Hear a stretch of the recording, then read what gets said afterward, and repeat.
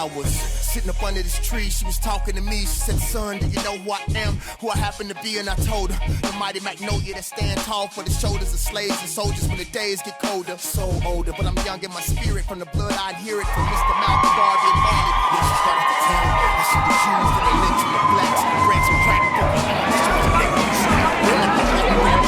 the same damn thing, the same damn thing, about the same thing.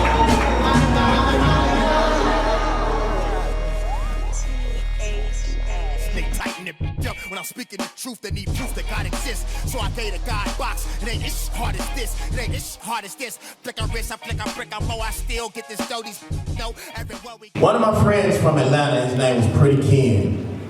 And Pretty Ken said something so deep on my Instagram that I want to pass on to you all. He said, let's just start with the Christian church, especially the mega churches, right? He said, imagine if everybody that did hair in the mega church, like they said, everybody that does hair and does hair where y'all stand up, right? And let's say you do hair, right? Okay, I'm gonna give you what you need in order to start your salon. Y'all get together, y'all build a salon together. All we want is 10%. What they say you're supposed to get 10% back, tied, right?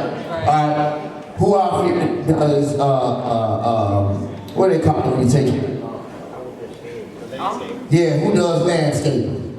These are the only people who gonna mow our yards right here. This is what the Jewish community does.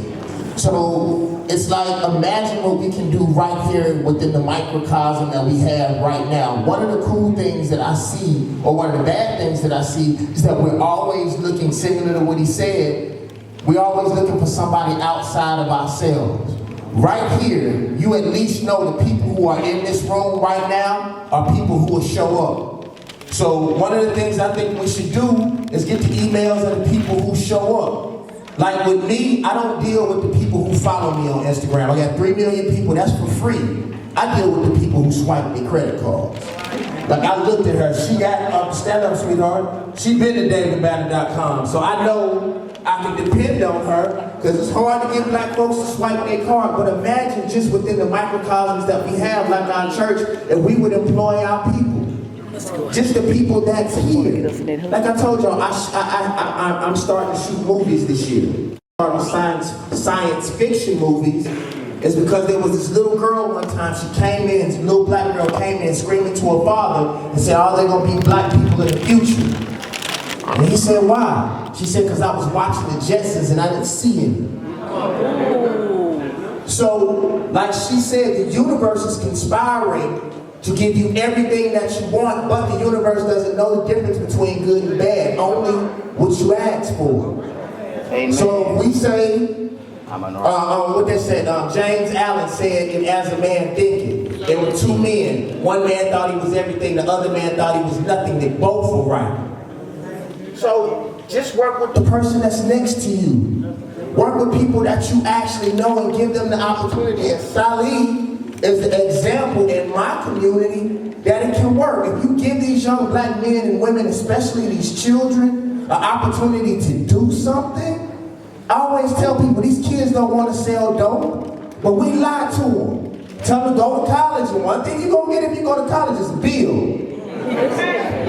But when they look at the dope dealers, well, I think I'm going to die anyway. At least I can get the car. And even the conscious women, when I go in the club, they're with the dope dealers. So at least these kids see what you get. Let's show them what success looks like. The biggest thing I think everybody that we can all agree with is that everyone keeps looking for everything to solve their problems outside of themselves. We always point out what healing and wealth and everything that you ask for is inside of you. The only thing that I ask God for is vision. If I have sound wealth and sound health and a sound mind, everything else is on me. But if we take our money outside of here, you see all of these vendors, you see all of these people. Sally, give me the book and give me the flag. And I'm gonna tell y'all this, and then we're gonna meet and greet, I guess. Whatever they tell me to do. People always ask me what was the book that introduced me to consciousness. This is Anthony Browder. And the cool thing about Anthony Browder is he's still alive. Most of the people who changed my life, they were dead before I was born. I got this book. It's very simple. It's 22 essays. And the way that I would ask you to read this book is most people, when they read a book, they try to read it from cover to cover. When it took most of these people 5-10 years to write this stuff, I do one chapter. I read one chapter 3 times a day. The first time I read it when I wake up in the morning, and I do something that's called word cleansing. I don't go past a word that I don't know, so I spend the first time I read it trying to learn the words. The second time I read it around 1 or 2 o'clock in the daytime when I get a break, is to grasp the concept. Then, when I read it right before I go to bed, it's whether I agree with this shit or not. But it takes us to read things more than one time to truly grasp it. So the thing that I grasp is this, is people always say that we don't have. And I used to look at white supremacy as a problem. Now I look at white supremacy as what is it? They show me what I need to create. Oh, you don't want to make me a superhero in the movie? Even though heroes are based on Heru, which is a black person, which is a God, which is me, then I should create it. They say we didn't have a flag. I built off of what Marcus Garvey did. And I was like, well, we like shiny shit. Let me take the red, black, and green and make it shiny.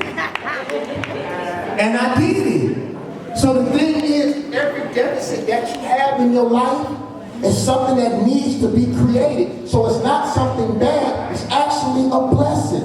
I'll leave you with this. They said, how do you get rich?